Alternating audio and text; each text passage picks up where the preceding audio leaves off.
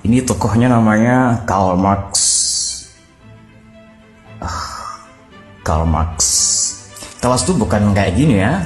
Kelas itu adalah hierarkisme dalam stratifikasi sosial loh. Miskin, kaya. Apalagi ya Karl Marx memang fokusnya di ekonomi ya. Karl Marx fokusnya di ekonomi. Jadi ada semacam perbedaan kelas antara kaya dan miskin yang potensi melahirkan konflik. Kalau kita rumuskan secara cepat-cepat, maka orang kaya dia akan mempertahankan posisinya supaya nggak turun, dia akan tetap di atas, paham ya? Orang miskin dia berupaya untuk sejahtera, jadi dia akan berupaya untuk kesini. Mungkin itu bukan kaya, tapi itu sejahtera. Lebih gampangnya gini lah, ini buruh, miskin sama dengan buruh. Nah ini misalnya majikan. Nah ini konflik antara dua kelompok inilah yang dimaksud oleh Karl Marx. Maka lahirlah semacam revolusi sosial karena perbedaan status ekonomi dalam kehidupan sosial, paham ya? Karena kalau kita mencandu agama seperti katanya Karl Marx tadi, jangan-jangan kita dimanfaatkan. Dunia ini sudah tidak punya hati, dunia ini sudah tidak mempertimbangkannya rohani, semuanya serba ekonomi, nyari keuntungan. Kalau kita bermain di level mengeluh, pesimis, putus asa, menyerahkan semua apapun yang terjadi pada Allah, kita akan ditelan oleh yang kita anggap zalim tadi. Kalau kita diam menyerah begitu saja, ya kita habis. Dan agama memang benar jadi candu.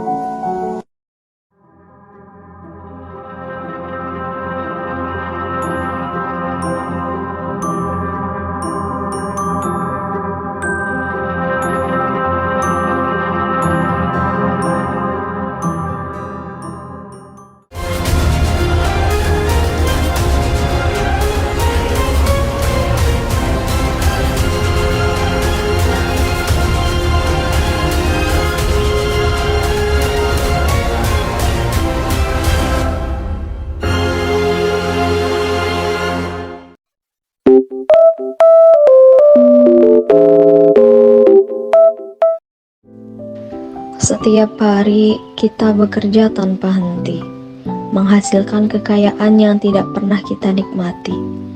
Pekerjaan ini alih-alih memberdayakan, malah membuat kita terasing dari diri kita sendiri. Ya, saudara-saudara, kehidupan ini hanyalah sementara. Penderitaan yang kita alami sekarang akan digantikan dengan kebahagiaan kita di surga. Bersabarlah dan yakinlah pada janji Tuhan, karena semua perbuatan kita maupun buruk baik kita akan dibalas nanti di akhirat, kita di surga maupun di neraka.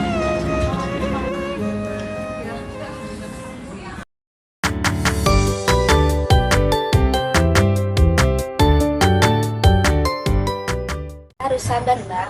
Semua ini ujian dari Tuhan. Mungkin Tuhan ingin kita terus berusaha lagi. Suatu saat nanti kita akan mendapatkan apa yang kita inginkan. Di akhirat nanti juga kita mendapatkan balasannya. Iya, tapi kenapa kita harus menderita sekarang? Kenapa orang yang kaya semakin kaya, sementara kita hanya bisa berharap?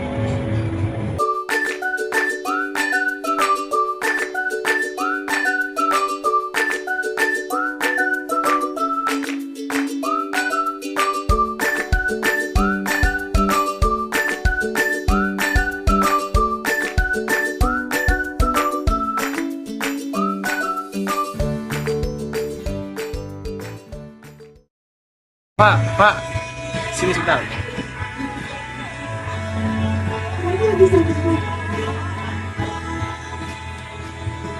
Harap kamu bekerja dengan ikhlas, kemudian dengan bersungguh-sungguh. Ingatlah karena Tuhan bersama orang-orang yang ikhlas.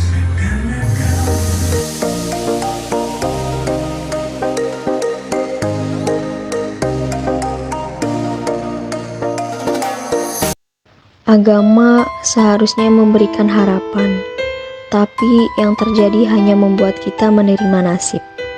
Kita dijanjikan surga, sementara mereka yang di atas terus menikmati surga di dunia.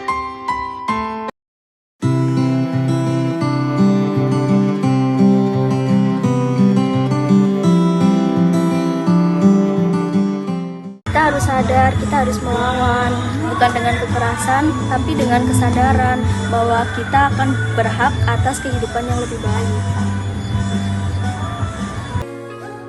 Mungkin suatu hari kita bisa menciptakan dunia di mana kita tidak lagi terasing dari kerja kita, di mana agama bukan alat pemenang, tapi sumber kekuatan sejati untuk perubahan. Bismillahirrahmanirrahim. Assalamualaikum warahmatullahi wabarakatuh. Kami dari kelompok 3 dengan materi yaitu teori Karl Marx, yaitu tentang agama dan konflik sosial. Dalam agama, Karl Marx mengatakan bahwa agama itu candu. Kemudian dalam konflik sosial, Karl Marx itu membedakan para pengusaha atau pemilik modal dan pegawai. Karl Marx mengatakan di situ bahwa adanya jenjang, yang pengusaha semakin kaya, sedangkan yang pegawai itu semakin miskin. Kenapa? Karena tidak adanya hubungan yang baik antara pekerja dengan pemilik. Ya, maka ya kita langsung saja tanya ya atau wawancara dengan pemilik modal sekaligus pemilik cafe Bringzone. Ya, apakah benar ya teori Karl Marx ini?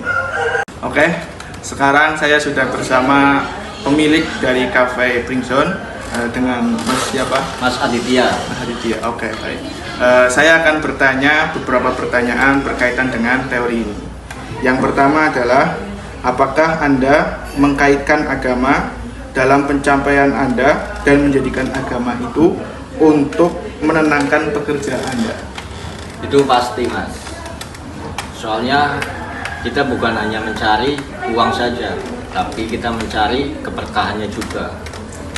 Kalau untuk menenangkan, saya selalu mengingatkan kepada karyawan saya untuk selalu sholat. Begitu juga untuk selalu bersyukur apa yang telah kita dapat sampai detik ini. Siapa tahu pencapaian detik ini adalah keinginan dari orang lain. Oke, terima kasih. Kemudian pertanyaan yang kedua, apa yang Anda lakukan sebagai pemilik kafe ketika kafe Anda mendapatkan komplain dari customer? Kalau untuk komplain dari customer, kalau itu emang kesalahan dari kami sangat menerima masukan komplainan dari pelanggan untuk selalu menjadikan Bringzone lebih baik ke depannya. Ya, oke. Kemudian pertanyaan yang ketiga, ya, apa yang Anda lakukan sebagai pimpinan agar pegawai Anda itu tetap nyaman bekerja di sini? Saya memperlakukan pelanggan itu seperti teman atau saudara saya, sehingga pekerja atau pegawai saya bekerja dengan nyaman, tidak ada rasa canggung, tapi tetap disiplin pada peraturan yang telah dibuat. Itu, Mas. Oke. Dan kemudian pertanyaan yang terakhir, yaitu apakah Anda sudah memberikan hak ya, karyawan Anda, yaitu misal gaji dengan tepat waktu, dengan nominal yang pas? Alhamdulillah, kita sudah membayar dengan sesuai perjanjian yang telah kita buat dari awal, dan kita tepat waktu juga. Begitu juga ada bonusan-bonusan ketika ada overtime dan lain-lain. Oke, terima kasih Ya. atas waktunya. Ya, saya mohon maaf yang sebesar-besarnya. Sama-sama. Oke, selanjutnya kita akan wawancara dengan siapa, Mas? Mas Dafa. Ya, Mas Dafa selaku pegawai dari cafe Bringzone. Oke, siap ya, Mas? Siap. Oke. Pertanyaan yang pertama yaitu, ya, apakah yang Anda rasakan ketika ya, pencapaian dalam bekerja dan pencapaian dalam hidup Anda itu belum tercapai? Oke, yang pertama, apabila pencapaian saya dalam bekerja belum tercapai, ya tentu saja saya akan terus berusaha untuk mencapai hal tersebut.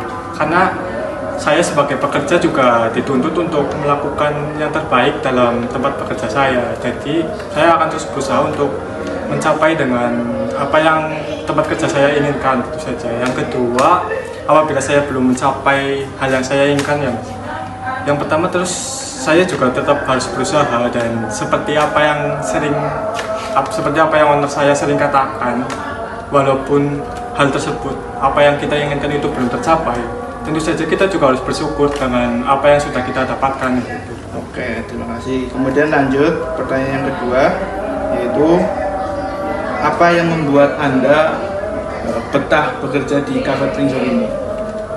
Yang pertama, sesuai dengan yang saya rasakan, karena ya owner saya itu memperlakukan saya bukan sebagai karyawan, tapi sebagai teman. Tapi bukan berarti saya juga bisa bekerja sesuai dengan keinginan saya gitu. Tapi ya saya terus berusaha untuk melakukan apa yang owner saya inginkan gitu. Karena di sini juga memiliki peraturan-peraturannya sendiri gitu. Walaupun owner saya memperlakukan sebagai teman, ya tetap juga harus profesional loh.